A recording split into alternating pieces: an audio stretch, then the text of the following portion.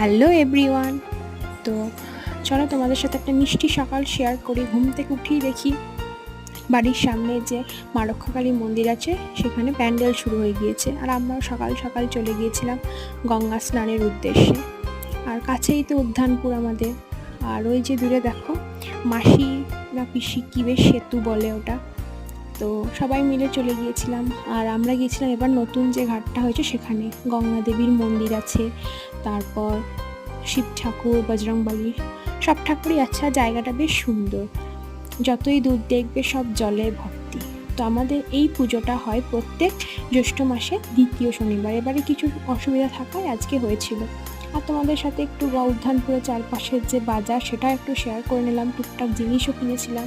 তো পরবর্তী ভিডিওগুলোতে তোমাদের সাথে আমি আরও এই পুজোর জিনিস শেয়ার করছি।